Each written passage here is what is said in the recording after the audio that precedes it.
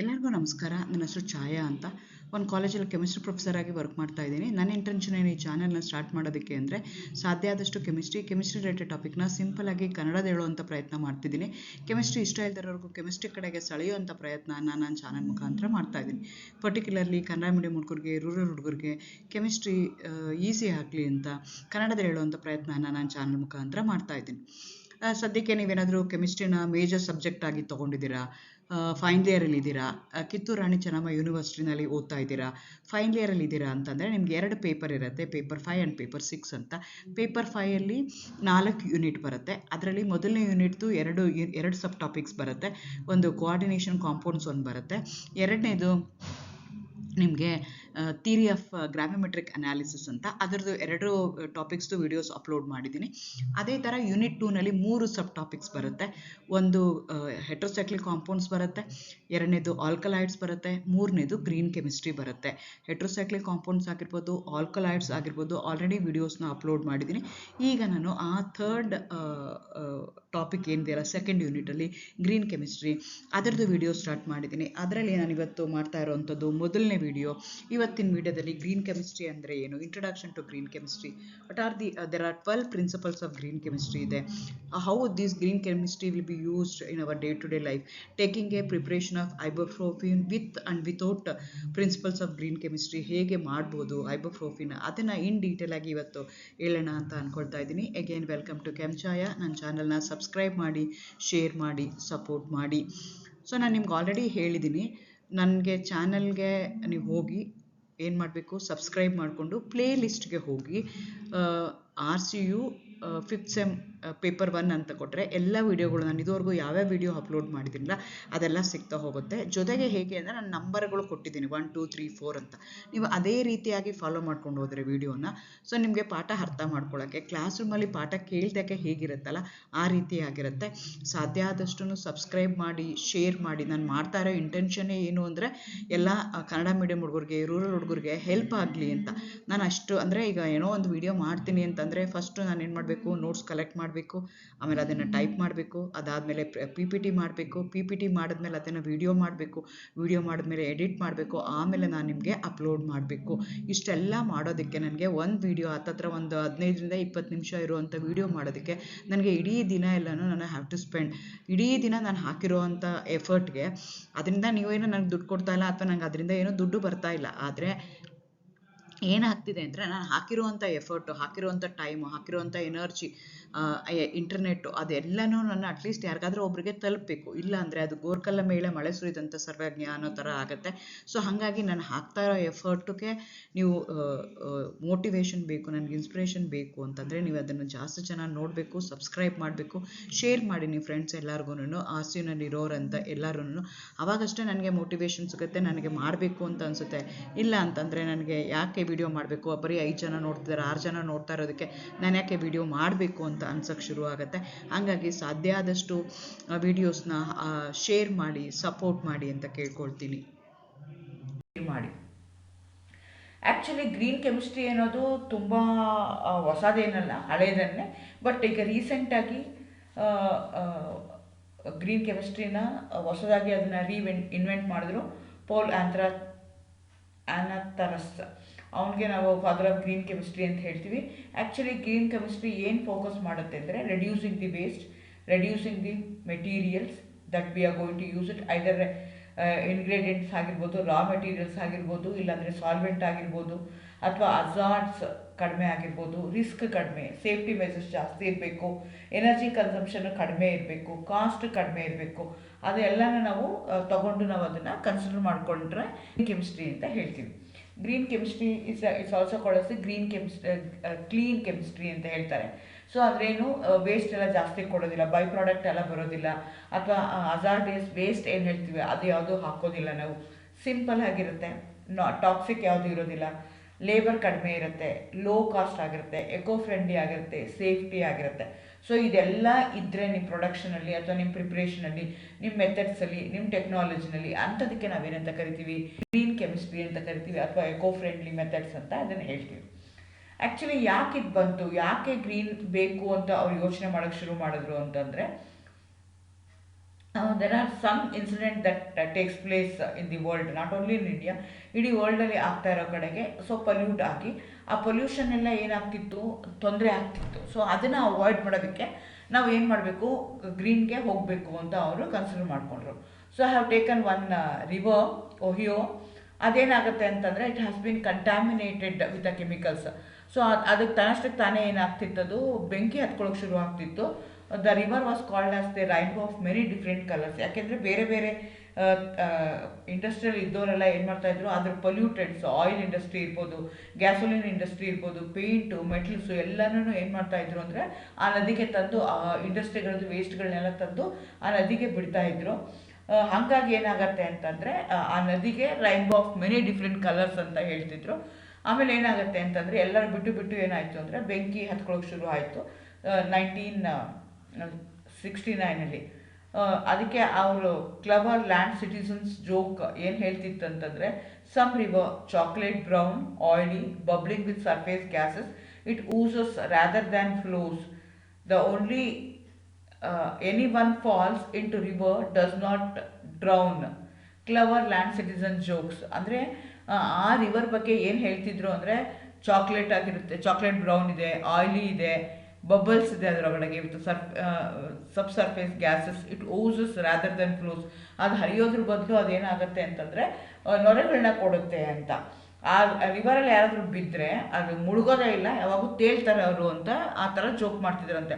ಅಷ್ಟು ಅಮೌಂಟಲ್ಲಿ ನಮ್ಗೆ ಏನಾಗ್ತಿತ್ತು ಅಂತಂದರೆ ಗ್ಯಾಸಸ್ದು ಅಥವಾ ಪೊಲ್ಯೂಟೆಂಟ್ಸು ನಾವೇನು ಮಾಡ್ತಾಯಿದ್ವಿ, ಇಂಡಸ್ಟ್ರಿಗಳಿಂದ ಅಲ್ಲಿಗೆ ಡಂಪ್ ಮಾಡ್ತಾಯಿದ್ವಿ, ಅದರಿಂದ ಅಲ್ಲಿ ಪ್ರಾಬ್ಲಮ್ ಆಯಿತು. ಅದೇ ರೀತಿ ನಾವು ಇನ್ನೊಂದು ಎಕ್ಸಾಂಪಲ್ ತೊಗೊಳ್ಳೋದಾದರೆ, ಇಂಡಿಯಾದೇ ಎಕ್ಸಾಂಪಲ್ ತೊಗೊಳ್ಳೋದಾದರೆ ಭೂಪಾಲ್ ಗ್ಯಾಸ್ ಟ್ರಾಜಿಡಿ.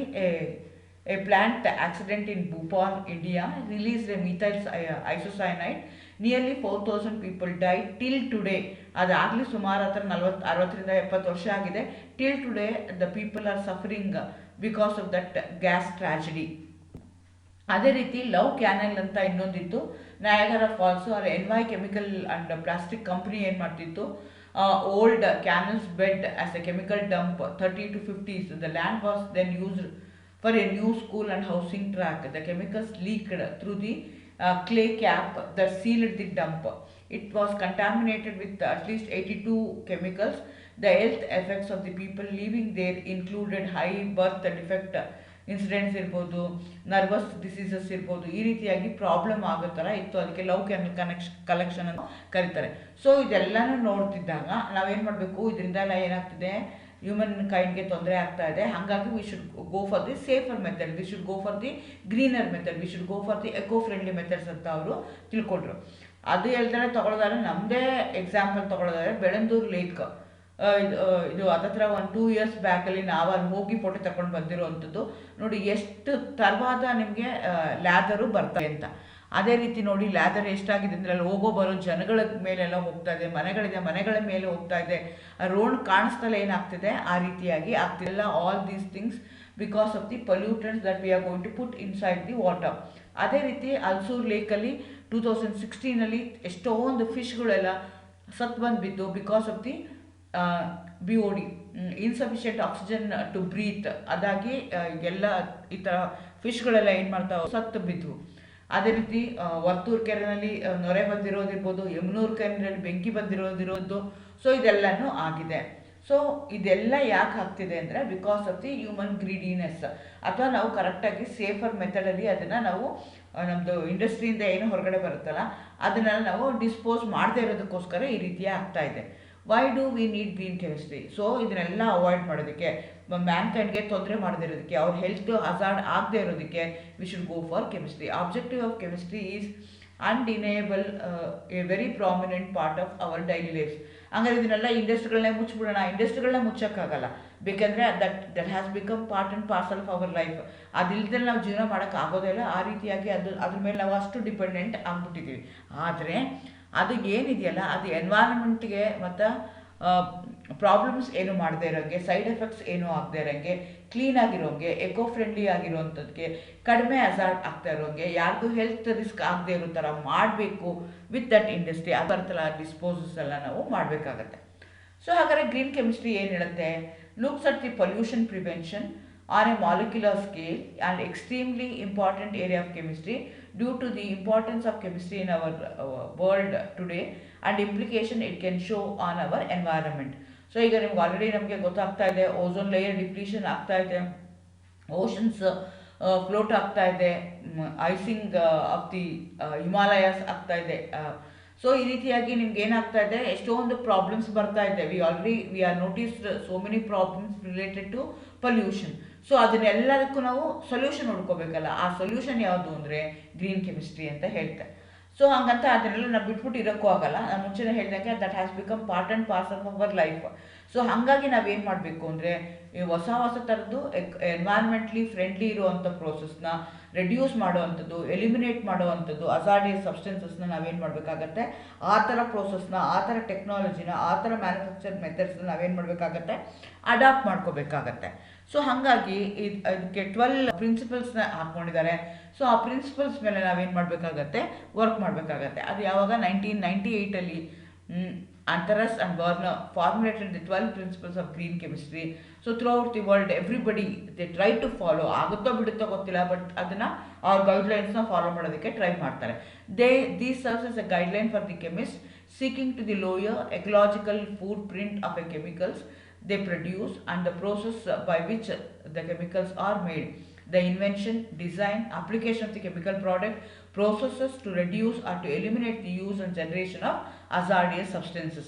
ನಾವು ಮುಂಚೆ ತೋರಿಸಿರೋ ಪಿಕ್ಚರ್ಗಳು ತೋರಿಸಿದ್ದೀನಲ್ಲ, ಅದು ಹೆಲ್ತ್ ಹಜಾರ್ಡ್ ಆಗದಲೇ ಇರೋಂಗೆ, ಅದರಿಂದ ಯಾರಿಗೂ ಮ್ಯಾನ್ಕೈಂಡ್ಗೆ ತೊಂದರೆ ಆಗದೆ ಇರೋಂಗೆ ಮಾಡಬೇಕಾಗತ್ತೆ. ಆ 12 ಪ್ರಿನ್ಸಿಪಲ್ಸ್ ಯಾವುದು ಅಂತಂದರೆ, ಮೊದಲನೇದು ಪ್ರಿವೆನ್ಷನ್. ಸೊ ಎಲ್ಲ ನಮಗೆ ಗೊತ್ತು, prevention is always better than cure ಅಂತಲೇ ಹೇಳ್ತಾರೆ. ಸೊ ಅದನ್ನು ಸಾಧ್ಯ ಆದಷ್ಟು ಈಗ ತೊಂದರೆ ಆಗ್ತಾ ಇದೆ ಅಂತಂದರೆ ತೊಂದರೆ ಬರ್ದಿರಂಗೆ ನೋಡ್ಕೊಳ್ಳೋದೇ ಆಗತ್ತೆ. ಆದರೆ ಆಗ ಮಾಡೋಕ್ಕೆ ಸಾಧ್ಯ ಆಗಲ್ಲ. ಆದರೆ ಏನು ಮಾಡಬೇಕು, ಕಡಿಮೆ ಅಥವಾ ಏನಾಗುತ್ತೆ, ಈಗ ಆಗಿದೆ ಅಂದರೆ ಏನೋ ಬೈ ಪ್ರಾಡಕ್ಟ್ ಬಂದಿದೆ ಅಂದರೆ ಅದನ್ನು ಟ್ರೀಟ್ ಮಾಡಬೇಕಾಗತ್ತೆ ಅಥವಾ ಕ್ಲೀನ್ ಮಾಡಿ ನಾವೇನು ಮಾಡಬೇಕಾಗತ್ತೆ, ಬಿಡಬೇಕಾಗತ್ತೆ. ಟ್ರೀಟ್ಮೆಂಟ್ ಆಫ್ ದಿ ವೇಸ್ಟ್ ಮಾಡಬೇಕಾಗತ್ತೆ. ಡಿಸ್ಪೋಸಲ್ ಆಫ್ ದಿ ವೇಸ್ಟ್ ಹೇಗೆ ಮಾಡ್ತೀವಿ ಅಂತ ನೋಡ್ಕೋಬೇಕಾಗತ್ತೆ.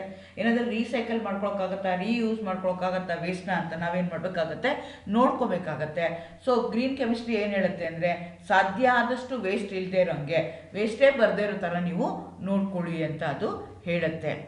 This is the first principle. Second principle ಏನು ಹೇಳುತ್ತೆ ಅಂದರೆ ಆಟಮ್ ಎಕಾನಮಿ ಅಂತ ಹೇಳ್ತೀವಿ.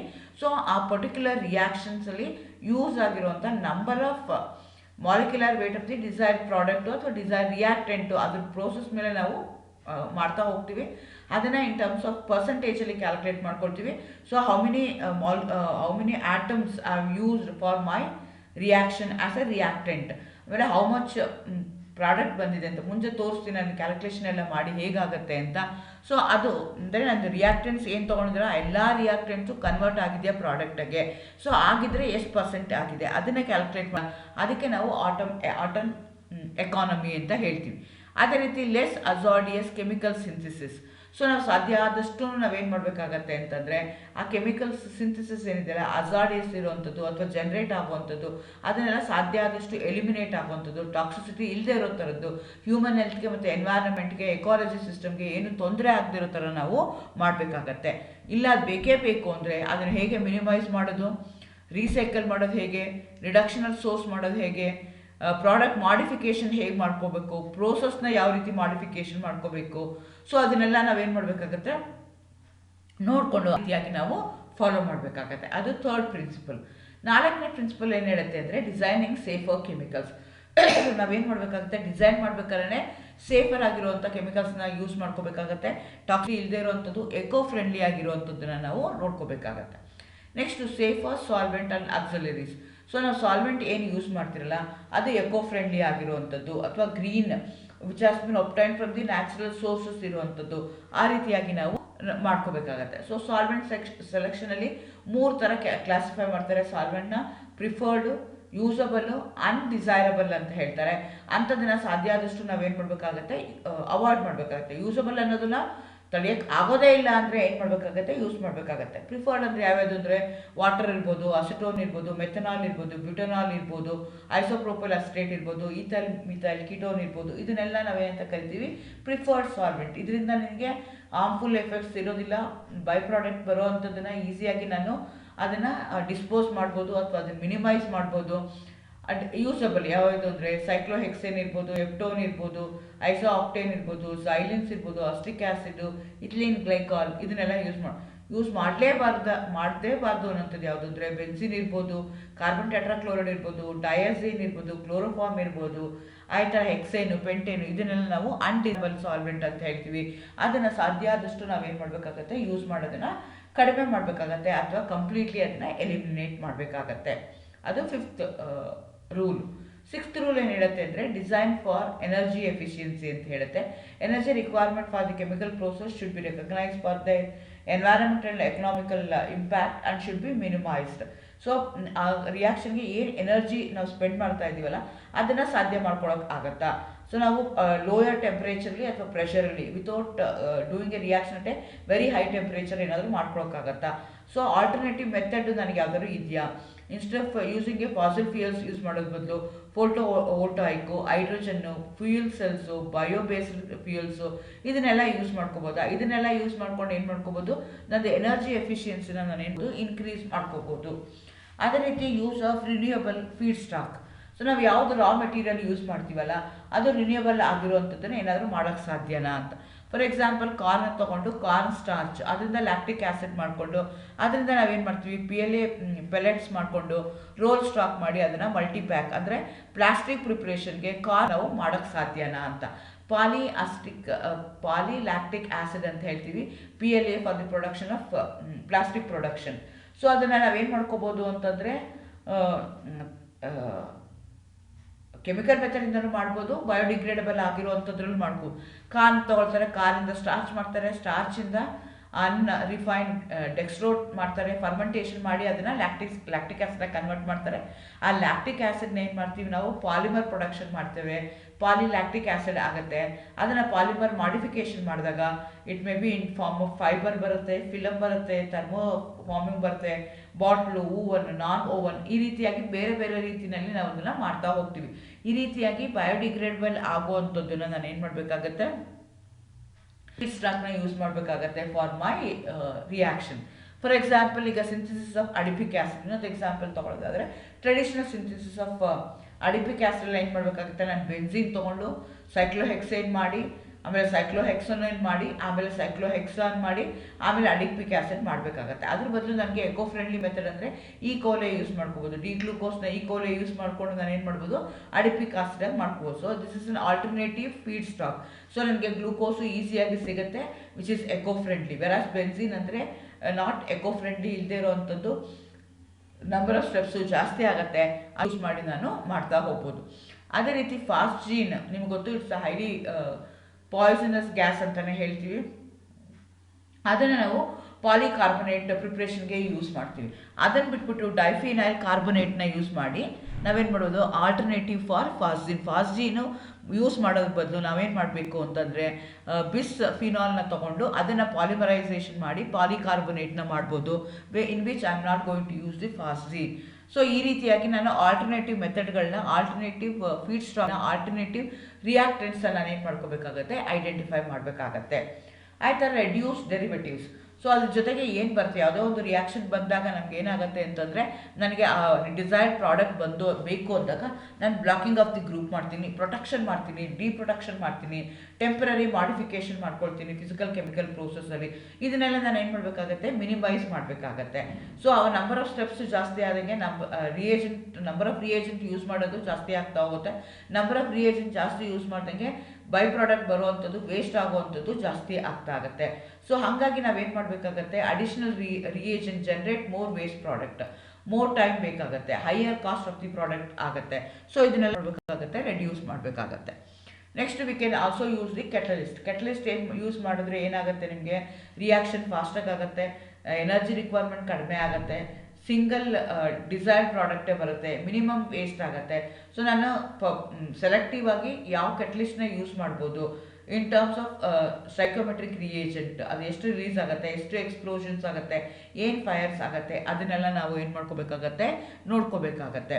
So for example toluene can be extensively converted into paraxylene by the shape selective zeolite catalyst. So ನಾನು ಜಿಯೋಲೈಟ್ನ ಶೇಪ್ ಆಗಿರುವಂಥ ಜಿಯೋಲೈಟ್ ಕೆಟಲಿಸ್ಟ್ನ ಯೂಸ್ ಮಾಡಿದ್ರೆ ನನಗೆ ಬರೀ ಪ್ಯಾರಾಸೈಲಿನ್ ಬರುತ್ತೆ, ಆರ್ಥೋ ಮತ್ತು ಮೆಟಾಸೈಲಿನ್ ಬರೋದಿಲ್ಲ. ಈ ರೀತಿಯಾಗಿ ನಾನು ಏನು ಮಾಡ್ಕೋಬೋದು, ಸೂಟಬಲ್ ಕೆಟಲಿಸ್ಟ್ನ ಯೂಸ್ ಮಾಡಿಕೊಂಡು ನನಗೆ ಸಿಂಗಲ್ಲೇ ನೀರು ಬರೋ ಥರ ಸಿಂಗಲ್ ಪ್ರಾಡಕ್ಟ್ ಬರೋ ಥರ ನಾನು ಏನು ಮಾಡ್ಕೋಬೋದು, ಅರೇಂಜ್ ಮಾಡ್ಕೋಬೋದು. Next design for degradation. Okay, ಇದೆಲ್ಲ ಮಾಡಿದ್ದೀರಾ, ಏನೋ ಒಂದು ಪ್ರಾಡಕ್ಟ್ ಬಂದಿದೆ, ಆ ಪ್ರಾಡಕ್ಟ್ನ ಹಾಗೆ ಬಿಡ್ದಲೆ ಅದನ್ನ ಏನು ಮಾಡಬೇಕು, ನಾನು ಬ್ರೇಕ್ ಮಾಡಿ ಸ್ಮಾಲ್ ಪೋರ್ಷನಲ್ಲಿ ಮಾಡಿಕೊಂಡು ಅದನ್ನು ನಾನು ಏನು ಮಾಡಬೇಕಾಗತ್ತೆ, ಎನ್ವೈರ್ಮೆಂಟ್ಗೆ ಕಳಿಸ್ಬೇಕಾಗತ್ತೆ. ಹೇಗಿದೆಯೋ ಹಾಗೆ ಡಂಪ್ ಮಾಡೋದಲ್ಲ, ಅದನ್ನೇನಾದ್ರೂ ಕನ್ವರ್ಟ್ ಮಾಡೋಕ್ಕೆ ಸಾಧ್ಯನಾ, ಎಕೋ ಫ್ರೆಂಡ್ಲಿ ಮೆಥಡ್ ಮಾಡೋಕ್ಕೆ ಸಾಧ್ಯನಾ, ಅದು ಏನೂ ತೊಂದರೆ ಇಲ್ದಿರೋ ಥರ ಡಿಗ್ರೇಡ್ ಮಾಡೋಕ್ಕೆ ಸಾಧ್ಯನಾ. For example polyethylene, polystyrene are not biodegradable. ಅದೇ ಥರ biodegradable polymer like PHBB, polyhydroxy butyrate hydroxy valerate, ಅದನ್ನು ಯೂಸ್ ಮಾಡಿಕೊಂಡ್ರೆ ಅದೇನಾಗುತ್ತೆ, ಬಯೋಡಿಗ್ರೇಡಬಲ್ ಆಗುತ್ತೆ. So synthetic insecticides remains in the food grains vegetables do not get degraded by the natural. ಅದ್ರ ಬದಲು ಏನು, ಈಗ DDT ಇದೆ, DDT ಎಲ್ಲ ಯೂಸ್ ಮಾಡಿದ್ರೆ ಏನಾಗುತ್ತೆ, ಪೆಸ್ಟಿಸೈಡ್ ಆಗಿ ಅದು ಹಾಗೆ ಉಳ್ಕೊಂಡ್ಬಿಡುತ್ತೆ, it doesn't dissolve in water. ಅದೇ ಬದಲು ನಾನು ಏನು ಮಾಡ್ಬೋದು, ನ್ಯಾಚುರಲ್ ಇನ್ಸೆಕ್ಟಿಸೈಡ್ಸ್, ಚಿಲ್ಲಿ ಇರ್ಬೋದು, ನೀಮ್ ಇರ್ಬೋದು, ಟರ್ಮರಿಕ್ ಇರ್ಬೋದು, ಅರಿಶಿನ, ಬೆಳ್ಳುಳ್ಳಿ, ಇದನ್ನೆಲ್ಲ ಯೂಸ್ ಮಾಡಿಕೊಂಡು ನಾನು ಏನು ಮಾಡೋದು, ಇನ್ಸೆಕ್ಟ್ಸ್ಗಳನ್ನ ಕೀಳ್ಬಿಡ್ಬೋದು. Real time analysis for the pollution prevention.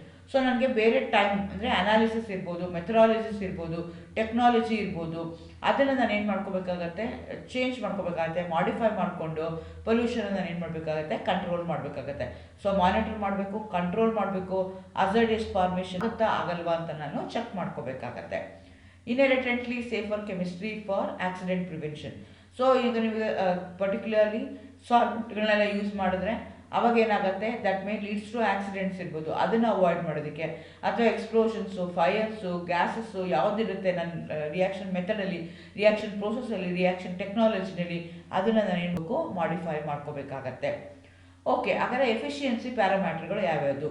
3 efficiency ಪ್ಯಾರಾಮೀಟರ್ಗಳನ್ನ consider ಮಾಡ್ಕೊಳ್ತೀವಿ. ಐದರ್ ಈ ಗೋ ಫಾರ್ ಗ್ರೀನ್ ಕೆಮಿಸ್ಟ್ರಿಗೆ ಹೋಗಿರ್ಬೋದು ಅಥವಾ ಟ್ರೆಡಿಷನಲ್ ಕೆಮಿಸ್ಟ್ರಿಗೆ ಹೋಗಿರ್ಬೋದು. ನಮ್ಗೆ ಏನಂತಂದರೆ ಎಫಿಷಿಯನ್ಸಿ ಪ್ಯಾರಾಮೀಟರ್ ಇಂಪಾರ್ಟೆಂಟ್ ಆಗುತ್ತೆ. ಅದರಲ್ಲಿ ಯಾವ್ಯಾವುದು ಅಂದರೆ, ಮೊದಲನೇದು ರಿಯಾಕ್ಷನ್ ಈಲ್ಡ್. ಸೊ ನಿಮಗೆ ಬರುವಂಥ ಪ್ರಾಡಕ್ಟ್ ಏನಾಗಿರಬೇಕು, ಯಾವಾಗೂ ಜಾಸ್ತಿ ಇರಬೇಕು. The reaction should have the high percentage of yield. So ಯಾವುದೇ ಒಂದು ಕೆಮಿಕಲ್ ರಿಯಾಕ್ಷನ್ ಮಾಡಿದಾಗ ಎಕಾನಮಿಕಲಿ ನನಗೆ ಫೀಸಿಬಲ್ ಆಗಬೇಕು ಅಂತಂದರೆ ಜಾಸ್ತಿ ಪ್ರಾಡಕ್ಟ್ ಬರಬೇಕು, ಕಡಿಮೆ ಖರ್ಚನ್ನ ನಾನು ಯೂಸ್ ಮಾಡಿರಬೇಕು. ಸೊ ರಿಯಾಕ್ಷನ್ ಈಲ್ಡ್ ಹೆಂಗೆ ಕ್ಯಾಲ್ಕುಲೇಟ್ ಮಾಡ್ತೀನಿ ಅಂದರೆ, actual yield divided by theoretically into 100 ಮಾಡ್ಕೊಳ್ತೀನಿ. ರಿಯಾಕ್ಷನ್ ಈಲ್ಡ್ ಯಾವಾಗೂ ಏನಾಗಿರಬೇಕು, percentage of the reaction yield should be always high. ಆ ಥರ ಆ ಪರ್ಸೆಂಟೇಜ್ ಆಫ್ ಆಟಮ್ ಎಕಾನಮಿ, ನಾನು ಹೇಳ್ದಂಗೆ ನಾನು ಎಷ್ಟು ರಿಯಾಕ್ಟೆಂಟ್ನ ಯೂಸ್ ಮಾಡ್ತಾ ಇದ್ದೀನಿ, ಎಷ್ಟು ಪ್ರಾಡಕ್ಟ್ ನಾನು ಫಾರ್ಮೇಷನ್ ಬರ್ತಾ ಇದೆ, in terms of atom they going to calculate. So atom ಎಕಾನಮಿನ ಏನಾಗಿರಬೇಕು, ಮ್ಯಾಕ್ಸಿಮಮ್ ಇರಬೇಕು, ಆವಾಗ ಎಫಿಷಿಯೆಂಟ್ ಆಗಿ ನಿಮಗೆ ಬರುತ್ತೆ. ಅದೇ ಥರ ಇನ್ನೊಂದು ಫ್ಯಾಕ್ಟರ್ ಇದೆ, ಎನ್ವೈರನ್ಮೆಂಟಲ್ ಲೋಡ್ ಫ್ಯಾಕ್ಟರ್ ಅಂತ ಹೇಳ್ತೀವಿ. E should be minimum. Versus the reaction yield ಜಾಸ್ತಿ ಇರಬೇಕು, ಪರ್ಸೆಂಟೇಜ್ ಆಫ್ ಆಟಮ್ ಎಕಾನಮಿ ಜಾಸ್ತಿ ಇರಬೇಕು. ಆದರೆ ಎನ್ವೈರನ್ಮೆಂಟಲ್ ಲೋಡ್ ಏನಿದೆಯಲ್ಲ ಅದನ್ನು ಹೇಗೆ ಕ್ಯಾಲ್ಕುಲೇಟ್ ಮಾಡ್ತೀವಿ ಅಂದರೆ, again it's also expressed in terms of percentage only. The total mass of the effluent form divided by the mass of the desired product into 100. So effluent ಅಂದರೆ ನಾವು ಹೊರಗಡೆ ಬಿಡೋ ಅಂಥದ್ದು, ಅದರದ್ದು ಮಾಸ್ ಏನಿದೆ ಅಂತ ನಾವು ಕ್ಯಾಲ್ಕುಲೇಟ್ ಮಾಡಿಕೊಂಡು ಈನ ಕ್ಯಾಲ್ಕುಲೇಟ್ ಮಾಡಬೇಕಾಗತ್ತೆ. So these are the 3 parameter which going to decide whether that we can proceed with that particular reaction or not. Reaction yield ಜಾಸ್ತಿ ಇರಬೇಕು, ಪರ್ಸೆಂಟೇಜ್ ಆಟಮ್ ಎಕಾನಮಿ ಜಾಸ್ತಿ ಇರಬೇಕು, percentage of the environmental load factor ಏನಿದೆ minimum ಇರಬೇಕಾಗತ್ತೆ. Okay, ಹಾಗಾದ್ರೆ ಒಂದು example ತಗೊಳ್ಳೋಣ. ಬ್ರೂಫೋಫಿನ್ ಅಂತ ಹೇಳ್ತೀವಿ, ಅದರದ್ದು ಸಿಂಥಸಿಸ್ಸು. ಫಸ್ಟ್ ಅದನ್ನು ಯಾರು ಹೇಳಿದ್ದು ಅಂದರೆ ಬೂಟ್ಸ್ ಅಂತ ಹೇಳ್ತಾರೆ, ಅದಕ್ಕೆ ಇದನ್ನು ಬೂಟ್ ಸಿಂಥಸಿಸ್ ಅಂತ ಹೇಳ್ತಾರೆ. ಸೊ ಆ ಸ್ಟಾರ್ಟಿಂಗ್ ಮೆಟೀರಿಯಲ್ ಇಟ್ಕೊಂಡು ಇಲ್ಲಿ 6 ಡಿಫ್ರೆಂಟ್ ಸ್ಟೇಜಸ್ ನಿಮಗೆ ಬರ್ತಾ ಇದೆ. ಇಷ್ಟು ಸ್ಟೇಜಲ್ಲಿ ನಿಮಗೆ ಆ ಪ್ರಾಡಕ್ಟು ಫಾರ್ಮೇಷನ್ ಆಗ್ತಾ ಇದೆ. ರಿಯಾಕ್ಷನ್ಗೆ ನನಗೀಗ ಕ್ಯಾಲ್ಕುಲೇಟ್ ಮಾಡಿದ್ರೆ, percentage of atom economy calculate ಮಾಡಿದ್ರೆ, ಸೊ ನನಗೆ ಫಾರ್ಮುಲಾ ಏನಿದೆ ಅದನ್ನು ನಾನು ನೋಡ್ಕೋಬೇಕಾಗತ್ತೆ. C10H14 ಇದೆ, ಮಾಲಿಕ್ಯುಲರ್ ವೇಟು 134 ಆಗುತ್ತೆ. ಫಾರ್ಮುಲಾ ರಿಯೇಜೆಂಟ್ ಅದನ್ನು ನಾನು ಯೂಸ್ ಮಾಡಿದ್ದೀನಿ. ಸೊ ಆ ರಿಯಾಕ್ಷನ್ ಆಗಬೇಕು ಅಂತಂದರೆ, ಸೊ ಎಷ್ಟೊಂದು ಸ್ಟೆಪ್ಪಲ್ಲಿ ಆಗ್ತಾ ಇದೆ, ಆ ಎಲ್ಲ ಸ್ಟೆಪ್ದು ನಾನು ಕನ್ಸಿಡರ್ ಮಾಡಿಕೊಂಡ್ರೆ ನನಗೆ ಮಾಲಿಕ್ಯುಲರ್ ವೇಟು C10H14 ಫಸ್ಟು. ಆಮೇಲೆ ನೆಕ್ಸ್ಟು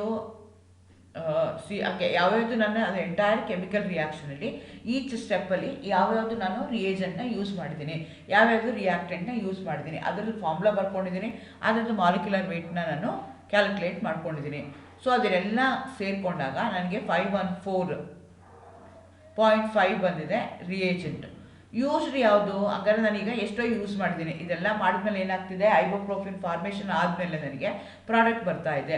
ಸೊ ಆ ಪ್ರಾಡಕ್ಟ್ದು ನನಗೆ ಏನು ಮಾಡ್ತಾ ಇದ್ದೀನಿ, ಎಷ್ಟು ಯೂಸ್ ಆಗಿದೆ. ಈಗ ಫಾರ್ ಎಕ್ಸಾಂಪಲ್ C10H14 ಇದೆ, ಅದರಲ್ಲಿ ಎಷ್ಟಿದೆ, ಒಂದೇ ಒಂದು ಹೈಡ್ರೋಜನ್ ಮಾತ್ರ ಯೂಸ್ ಆಗಿದೆ, C10H13 ಹಾಗೆ ಉಳ್ಕೊಂಡಿದೆ. ಸೊ ಅನ್ಯೂಸ್ಡ್ ಐಬೋಪ್ರೋಫಿನ್ ಪ್ರಿಪ್ರೇಷನ್ ಅನ್ಯೂಸ್ಡ್ ಎಷ್ಟು 1 ಇದೆ ಇನ್ ಟರ್ಮ್ಸ್ ಆಫ್ ಹೈಡ್ರೋಜನ್. ಆ ಥರ C4H6O3 ಇದೆ, ಅದ್ರದ್ದು ಮಾಲಿಕ್ಯುಲರ್ ವೇಟ್ ಎಷ್ಟಾಗುತ್ತೆ, 102 ಆಗುತ್ತೆ.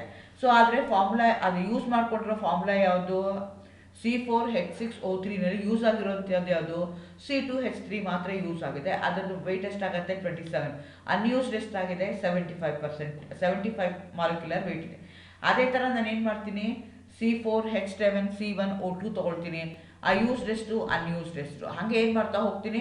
ನಂದು ರಿಯೇಜೆಂಟ್ ಇದೆ, ಆ ಪರ್ಟಿಕ್ಯುಲರ್ ಸ್ಟೇಜಲ್ಲಿ ರಿಯೇಜೆಂಟ್ ಯಾವ್ಯಾವುದಿದೆ ಅದರದ್ದು ಮಾಲಿಕ್ಯುಲರ್ ವೆಯ್ಟ್ ಹಾಕ್ಕೊಳ್ತೀನಿ, ಅದರಲ್ಲಿ ಎಷ್ಟು ಯೂಸ್ ಆಗಿದೆ in order to get a product ಅಂತ ನೋಡ್ಕೊಳ್ತೀನಿ, ಎಷ್ಟು ಅನ್ಯೂಸ್ಡ್ ಇದೆ ಅದನ್ನು ನಾನು ನೋಡ್ಕೊಳ್ತೀನಿ. ಸೊ ಓವರಾಲ್ನ ಕನ್ಸಿಡರ್ ಮಾಡಿಕೊಂಡ್ರೆ ನೀವು ಈಚ್ ಆ್ಯಂಡ್ ಎವ್ರಿ ಸ್ಟೆಪ್ನ ನೀವು ಕನ್ಸಿಡರ್ ಮಾಡಿಕೊಂಡ್ರೆ ರಿಯೇಜೆಂಟ್ ಯೂಸ್ ಮಾಡಿರೋದು ವೆಯ್ಟ್ ಮಾಲಿಕ್ಯುಲರ್ ವೆಯ್ಟ್ ಎಷ್ಟಾಗುತ್ತೆ ಅಂದರೆ 514.5 ಆಗುತ್ತೆ. ಅದೇ ಥರ ಯೂಸ್ಡ್ ಎಷ್ಟು ಅಂದರೆ 206 ಇದೆ, ಅನ್ಯೂಸ್ಡ್ ಎಷ್ಟು ಅಂತಂದರೆ 308.5. ಅಂದ್ರೇನು, ನೀವು ಈ ರಿಯಾಕ್ಷನ್ನ ಈ ಪ್ರೋಸೆಸ್ನ ಯೂಸ್ ಮಾಡಿದ್ರೆ ನೀವು ಏನು ರಿಯೇಜೆಂಟ್ ಯೂಸ್ ಮಾಡ್ತಾ ಇದ್ದೀರಲ್ಲ ಅದು ಯೂಸ್ ಆಗುವಂಥದ್ದು ಏನಾಗುತ್ತೆ, ಓನ್ಲಿ 40% ಉಪಯೋಗಕ್ಕೆ ಬರ್ತಿದೆ, ಮಿಕ್ಕಿದ 60% ಅದು ವೇಸ್ಟ್ ಆಗ್ತಿದೆ. ಸೊ ಮಾಲಿಕ್ಯುಲರ್ ವೇಟ್ ಎಷ್ಟಿದೆ, ರಿಯೇಜೆಂಟು 514 ಇದೆ, ಆದರೆ ಯೂಸ್ಡ್ ಎಷ್ಟಾಗ್ತಿದೆ 206, ಅನ್ಯೂಸ್ಡ್ ಎಷ್ಟಾಗ್ತಿದೆ 308.5 ಅಷ್ಟು ಅನ್ಯೂಸ್ ಆಗ್ತಾ ಇದೆ. ಸೊ ಅದನ್ನು ಹೇಗೆ ಕ್ಯಾಲ್ಕುಲೇಟ್ ಮಾಡ್ತೀವಿ, 100 into relative molecular mass of the product divided by the relative molar mass of the reactants ಮಾಡ್ಕೊಳ್ತೀವಿ. ಸೊ 100 ಇಂಟು 206 ಡಿವೈಡೆಡ್ ಬೈ 514 ಮಾಡ್ತೀನಿ, ಆವಾಗ ಎಫಿಷಿಯನ್ಸಿ ಎಷ್ಟಾಯಿತು, 40% ಆಯಿತು. ಸೊ ನಾನು ಏನು ಇನ್ಕ್ರೀಸ್ ಮಾಡಬೇಕು, ಯೂಸ್ಡ್ ಕ್ವಾಂಟಿಟಿ ಆಫ್ ದಿ ರಿಯಾಕ್ಟೆಂಟ್ನ ನಾನು ಏನು ಮಾಡಬೇಕಾಗತ್ತೆ, ಮಾಡ್ಕೋಬೇಕಾಗತ್ತೆ in order to get the high percentage of atom economy. So ಅದಕ್ಕೆ ಏನು ಮಾಡ್ತೇವೆ, ಅದಕ್ಕೆ ಬಿಟ್ಬಿಟ್ರೆ ಏನು ಮಾಡಿದ್ರು, they went for the another method. Green method ತೊಗೊಂಡ್ರು, ಗ್ರೀನ್ ಸಿನ್ಸ್ ಆಫ್ ಐಬೋಪ್ರೋಫಿನ್ ತೊಗೊಂಡ್ರು. ಎರಡರಲ್ಲೂ ಸ್ಟಾರ್ಟಿಂಗ್ ಮೆಟೀರಿಯಲ್ ಒಂದೇ ಇದೆ, ಬಟ್ ಮೆಥಡ್ ಏನಾಗ್ತಾ ಇದೆ, ಆಗ್ತಾ ಇದೆ. ಅದರದ್ದು ನನಗೆ ಎಫಿಷಿಯನ್ಸಿ ಕ್ಯಾಲ್ಕುಲೇಟ್ ಮಾಡಿದ್ರೆ ಈಗೇನು ಈಚ್ ಸ್ಟೆಪ್ ಆಗ್ತಾ ಇದೆ, ಎಷ್ಟು ಸ್ಟೆಪ್ಪಲ್ಲಿ ಆಗ್ತಿದೆ, 3 ಸ್ಟೆಪ್ಪಲ್ಲಿ ಆಗ್ತಿದೆ. ಸೊ ನನಗೆ ಏನು ಪ್ರಾಡಕ್ಟ್ ಬರ್ತಾ ಇದೆ. ಸೊ ಪ್ರತಿಯೊಂದು ಸ್ಟೆಪ್ದು ನೀವು ಆ್ಯಡ್ ಮಾಡ್ಕೊಳ್ತಾ ಹೋದಾಗ ಏನಾಯಿತು ಅಂತಂದರೆ ಎಫಿಷಿಯನ್ಸಿ ಎಷ್ಟಾಯಿತು ಅಂದರೆ 77.44% ಇತ್ತು. ಸೊ ಈ ರೀತಿಯಾಗಿ ನನಗೇನಾಗ್ತಿದೆ, ಕಂಪೇರ್ ಮಾಡಿದ್ರೆ ಬೂಟ್ ಸಿಂಥಸಿಸು ಮತ್ತು green synthesis for the preparation of the ಐಬೋಪ್ರೋಫಿನ ಕನ್ಸಿಡರ್ ಮಾಡಿಕೊಂಡ್ರೆ ನಾನು ಹೇಳ್ದಂಗೆ ನಿಮಗೆ ಇದು ಇಂಪಾರ್ಟೆಂಟ್ ಆಗುತ್ತೆ, ಎಫಿಷಿಯನ್ಸಿ ಇಂಪಾರ್ಟೆಂಟ್ ಆಗುತ್ತೆ, ಪರ್ಸೆಂಟೇಜ್ ಆಫ್ ಆಟಮ್ ಎಕಾನಮಿ 40% ಆಗುತ್ತೆ ಬೂಟ್ಸಲ್ಲಿ, ಗ್ರೀನ್ ಸಿಂಥಸಿಸ್ 77.44 ಆಯಿತು. Number of step boot synthesis ಎಷ್ಟಾಯಿತು, 6. ನಂಬರ್ ಆಫ್ ಸ್ಟೆಪ್ ಜಾಸ್ತಿ ಆದಾಗ ಏನಾಗುತ್ತೆ, ಆಟಮ್ ಎಕಾನಮಿನೂ ಏನಾಗ್ತಾ ಹೋಗುತ್ತೆ, ವೇರಿ ಆಗ್ತಾ ಹೋಗುತ್ತೆ. ಇಲ್ಲಿ ನಂಬರ್ ಆಫ್ ಸ್ಟೆಪ್ 3 ಇದೆ. ಇಲ್ಲೇನು ಮಾಡ್ತೀವಿ, ಬೂಟ್ ಸಿಂಥಸಿಸಲ್ಲಿ ನಾನ್ ಎಕೋ ಫ್ರೆಂಡ್ಲಿ ಕ್ಯಾಟಲಿಸ್ಟ್ನ ಯೂಸ್ ಮಾಡಿದ್ದೀವಿ, versus in the case of the green ಸಿಂಥಸಿಸಲ್ಲಿ ನಾವು ಎಕೋ ಫ್ರೆಂಡ್ಲಿ ಕ್ಯಾಟಲಿಸ್ಟ್ ನಾವು ಯೂಸ್ ಮಾಡಿದ್ದೀವಿ. ಹಂಗಾಗಿ ಅವೆರಡು ಕಂಪೇರ್ ಮಾಡಿದ್ರೆ ಐಬೋಪ್ರೋಫಿನ್ನ ನಾವು ಗ್ರೀನ್ ಕೆಮಿಸ್ಟ್ರಿನಲ್ಲಿ ನಾವು ಫಾಲೋ ಮಾಡ್ತಾ ಹೋಗ್ತೀವಿ. ಓಕೆ, ಈಗ ನನಗೆ ಗೊತ್ತಾಯಿತು ಆಟಮ್ ಎಕಾನಮಿ ನಾನು ಫಾಲೋ ಮಾಡಬೇಕಾಗತ್ತೆ, ಹಜಾರ್ಡಿಯಸ್ ಕೆಮಿಕಲ್ಸ್ನ ಅವಾಯ್ಡ್ ಮಾಡಬೇಕಾಗತ್ತೆ, ಕ್ಲೀನ್ ಅಥವಾ ಎಕೋ ಫ್ರೆಂಡ್ಲಿ ಮೆಥಡ್ಗಳನ್ನ ಯೂಸ್ ಮಾಡಬೇಕಾಗತ್ತೆ. As an individual how can I do safer dry clean. ಮುಂಚೆಲ್ಲ ಡ್ರೈ ಕ್ಲೀನಿಂಗ್ ಬೇಕು ಅಂತಂದರೆ ಗ್ಯಾಸೋಲಿನು ಕೆರೋಸಿನಲ್ಲಿ ಮಾಡ್ತಾಯಿದ್ರು, ಅದಾದಮೇಲೆ ಕ್ಲೋರಿನೇಟೆಡ್ ಸಲ್ಫೇಟ್ನ ಯೂಸ್ ಮಾಡ್ತಾಯಿದ್ರು. ಅದು super critical liquid carbon dioxide ಸಹ ನಾವು ಯೂಸ್ ಮಾಡ್ಕೋಬೋದು. ಸೊ ಸೇಫರ್ ಡ್ರೈ ಕ್ಲೀನಿಂಗ್ ನಾವು ಕೆರೋಸಿನ್ಗೆ ಹೋಗೋದಾದರೆ ಅಥವಾ ಬೆನ್ಸಿನ್ ಟಾಲಿನ್ಗೆ ಹೋಗೋ ಸೇಫರ್ ಆಗಿರುವಂಥದ್ದನ್ನು ಮಾಡ್ಕೋಬೋದು. ಅದೇ ರೀತಿ ಲೆಡ್ ಪೊಲ್ಯೂಷನ್ ಇಸ್ ರೆಡ್ಯೂಸ್. ಈಗ ನಿಮ್ಗೆ ಏನಾಗಿದೆ ಗೊತ್ತಿದೆ, ಲೆಡ್ಡಲ್ಲೆಲ್ಲ ಏನಾಗುತ್ತೆ, TeL ಇದೆ, ಟೆಟ್ರಾ ಈಥೈಲ್ ಲೆಡ್ ಅಂತ ಹೇಳ್ತೀವಿ. ಅದನ್ನು ಅವಾಯ್ಡ್ ಮಾಡೋದಕ್ಕೆ ಅದನ್ನು ರೀಪ್ಲೇಸ್ ಮಾಡ್ತಾ ಇದ್ದೀವಿ ಲೆಡ್ ಫ್ರೀ ಗ್ಯಾಸೋಲಿನಲ್ಲಿ. ಈಥೈಲ್ ಟರ್ಷರಿ ಬ್ಯೂಟೈಲ್ ಈಥರ್ ಇರ್ಬೋದು, ಮೀಥೈಲ್ ಟರ್ಷರಿ ಬ್ಯೂಟೈಲ್ ಈಥರ್ನ ನಾವು ಯೂಸ್ ಮಾಡ್ತಾ ಹೋಗ್ಬೋದು. So these are the trends. This has been developed because of the green chemistry, because of the development of the green chemistry. Green chemistry ಇರೋದಕ್ಕೋಸ್ಕರ ನಾವು develop ಮಾಡಿದ್ದೀವಿ. ಹಾಗಾದರೆ recent trends ಏನಿದೆ green ಕೆಮಿಸ್ಟ್ರಿಯಲ್ಲಿ ಅಂತಂದರೆ, ಈ PET recycled from the soda bottle are used in a new free, eliminated chlorine beach in the fabrics, no azo dyes, reduce formaldehyde. ಅಜೋಡೈಸ್ನ use ಮಾಡಲ್ಲ, ಫಾರ್ಮಾಲ್ಡಿಹೈಡ್ ಕಡಿಮೆ ಮಾಡ್ತಾರೆ, ಪೆಟ್ ಬಾಟಲ್ಸ್ಗಳನ್ನ ಕಡಿಮೆ ಮಾಡ್ತಾ ಇದ್ದಾರೆ, ಕ್ಲೋರಿನ್ನ ಬೀಚ್ ಮಾಡೋದಕ್ಕೆ ಅದನ್ನು ಅವಾಯ್ಡ್ ಮಾಡ್ತಾ ಇದ್ದಾರೆ. So glucose can be used as an alternative for the synthesis of adipic acid rather than benzene. Again, corn can be replaced by the polylactic or polylactic acid and plastic to make the carpets. Either diphenyl carbonate can be used as alternative for benzene. So these are the different trend. ಇದು ಯಾಕೆ awareness ಬಂದಿದೆ, ಎಲ್ಲರಿಗೂ ಗೊತ್ತಾಗ್ತಾ ಇದೆ. ನಾವು chemistry ಅವರೇ maximum ಪೊಲ್ಯೂಷನ್ಗೆ contribute ಮಾಡೋ ಅಂಥವ್ರು. ಸೊ ಸಾಧ್ಯ ಆದಷ್ಟು ನಾವೇನು ಮಾಡಬೇಕಾಗತ್ತೆ, ಗ್ರೀನರ್, ಸೇಫ್, ಎಕೋ ಫ್ರೆಂಡ್ಲಿ ಮೆಥಡ್ಸ್ನ, ಎಕೋ ಫ್ರೆಂಡ್ಲಿ ಟೆಕ್ನಾಲಜಿನ, ಎಕೋ ಫ್ರೆಂಡ್ಲಿ ರಿಯಾಕ್ಟೆಂಟ್ಸ್ನ, ಎಕೋ ಫ್ರೆಂಡ್ಲಿ ಮೆಥಡ್ಸ್ನ ನಾನು ಫಾಲೋ ಮಾಡಿಕೊಂಡ್ರೆ ನನಗೆ ಈಸಿಯಾಗಿ ಪ್ರಾಡಕ್ಟ್ ಬರ್ತಾ ಹೋಗುತ್ತೆ. Efficiency of the product formation also ನನಗೆ ಇನ್ಕ್ರೀಸ್ ಆಗ್ತಾ ಹೋಗುತ್ತೆ. ಹಾಗಾಗಿ everybody should follow the green chemistry, all 12 principles of green chemistry. Thank you, all the best.